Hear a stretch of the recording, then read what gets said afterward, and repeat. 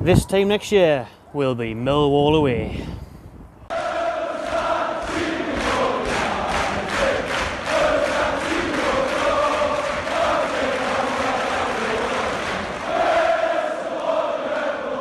Buongiorno everyone, had to get this one out here. You know, the breaking news this morning, just when you thought Newcastle couldn't ruin your weekend anymore after the result last night, you know, you think, Sunday I'll wake up, hopefully it's some good news. Actually, I had a dream that Brucey got sacked and I was eating loads of waffles. Turned out to be not the case, and we'll wake up in a living nightmare yet again as Newcastle fans. Like I say, Saturday night wasn't bad enough, was it? That we got beat 3-0 off Brighton, absolutely demolished, humiliated. Sunday in the morning comes, just to top it off, just to reignite me hatred and me sadness and me burning rage for Newcastle and Mike Ashley. He comes out and backs Bruce. Yeah, Keith Downey this morning reporting that Steve Bruce, his job at Newcastle is safe. Safe as houses. That's why he's creasing every time he walks off the pitch after another piss poor performance, I think. Keith Downey said this morning Mike Ashley is backing Bruce to pick things up.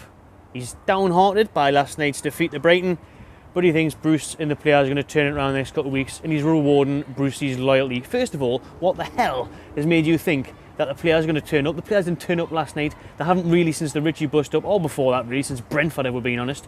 But it's clear as day that the players are down tools. They're not playing for Bruce anymore, so why are you giving him more bastard time? How can you not learn from 3 mistakes? What is about to be the 3rd mistake, the 3rd relegation in Ashley's tenure? How are you not? This is a multi-millionaire billionaire. How a business tycoon and that? You kind of see days late where us idiots doing YouTube can see it as clear as day. Everyone on Twitter can see it as clear as day. What's coming? Another relegation. Ashley's just sitting there risking hundreds of millions of pounds because he's backing Bruce's loyalty.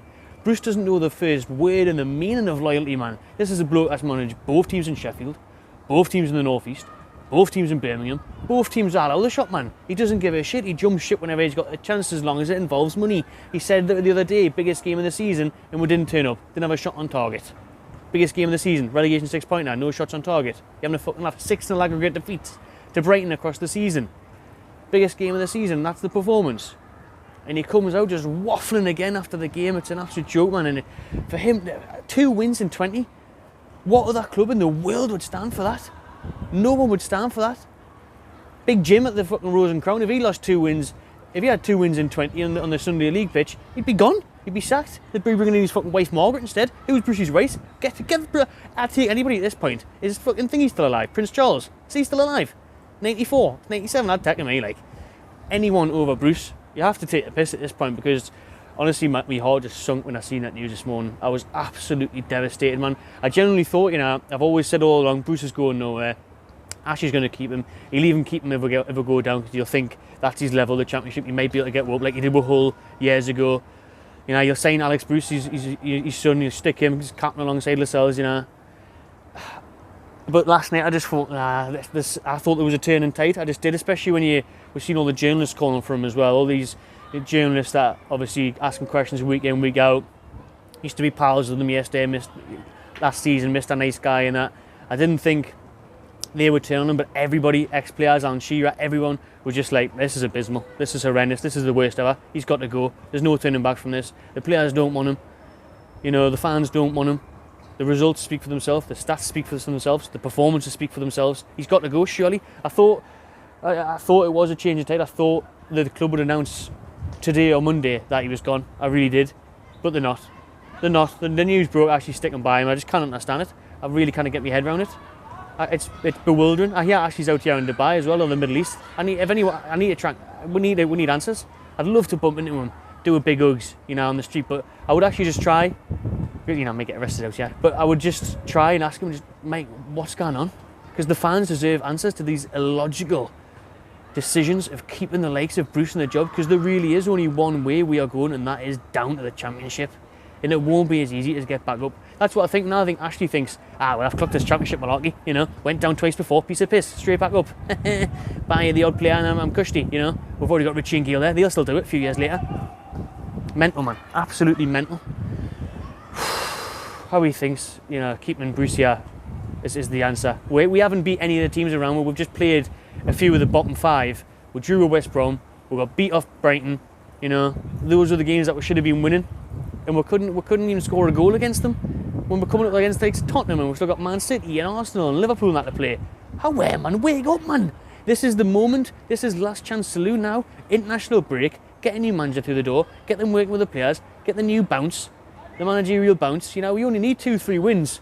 Really. That was the moment yesterday now for me. Bastard flies. That was the moment yesterday for me. Was when Fulham had given us a glimmer of hope. Fulham had been breathing down our necks. Playing well. Catching them up. And then, ooh, shot shisha. And then, smells naughty that. Flavours that, bro. They've been catching them up, and then they got beat at home to Leeds, and that was the moment for Newcastle to really take control of the situation. 2 games in hands were had before kick-off last night. 2 points ahead. That was the moment to take control, make it our own, survive, and we've just pissed it up the wall. And then Fulham will come out after the international break, and they'll know, yeah, we're in this. Like, they'll think if we win, Newcastle aren't going to win. We're not going to beat Tottenham, man. You're having a laugh. We couldn't score against West Brom and Brighton. What on earth makes you think we're going to beat Mourinho's Spurs? Harry Kane and the rest of them, you know, you don't even have to play Harry Kane, play like Vinicius, you know, Joe Linton's brother, play him, they'll bang them in, it need problem, Harry. Oh man, but coming out the day and backing Bruce, man, what does the bloke have to do to get sacked? 2 wins in 20, all the worst stats in the world, managerial wise, win wise, possession wise, shots wise, touches in opposition box, everything is the pit of the earth. We are the bottom of the league, man. All those stats rise. It's just a miracle that we're not in the bottom 3 already, but it won't last forever. The luck is going to run out. We've seen it last season, and now the luck is well and truly running out, and nobody's acting. Mike Ashley's just happy to take it. It's bizarre. I've got some Russian couple just looking at us thinking, what the hell is that wanker doing? Or even abroad if you haven't had Fanta Lemon though. Should be a beer, that'd be fair, you know. Stressed. I'm sure every Newcastle fan is stressed out Sunday. Is this like Mike Ashley staking with Bruce. Brucey going nowhere.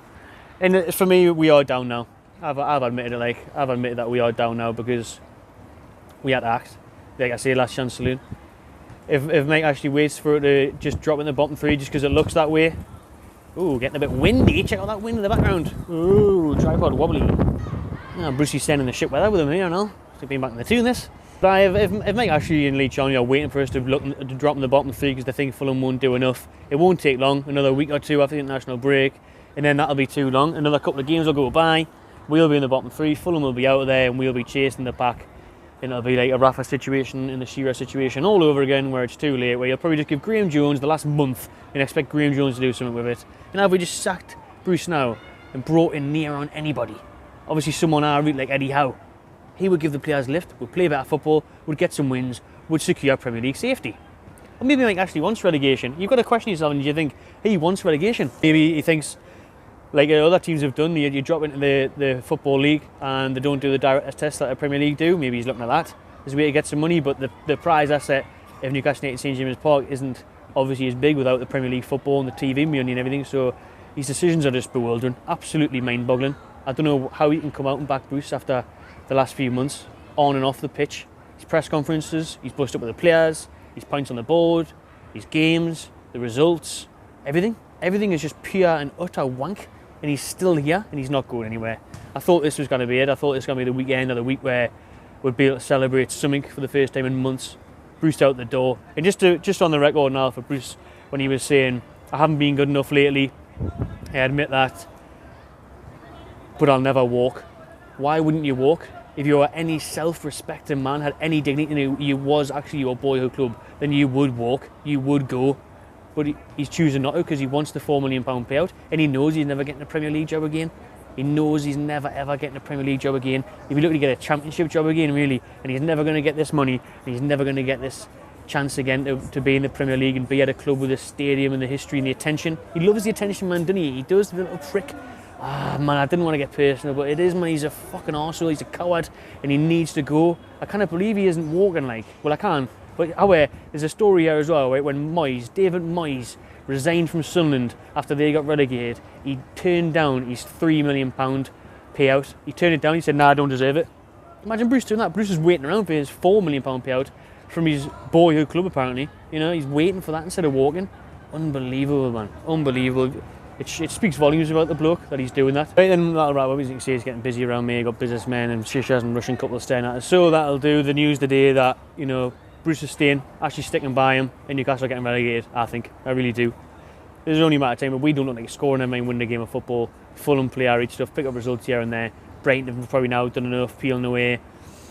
You know, doom and gloom, I'm afraid, like, but it's true. There's not one Newcastle fan out there, I don't think, who can think positive about this, positive about Bruce Stein, positive about last night's performance. Hands down the worst performance I've ever seen from Newcastle United in my life last night. It really was. Let us know your thoughts in the comments below. Subscribe to the Magpie Channel TV.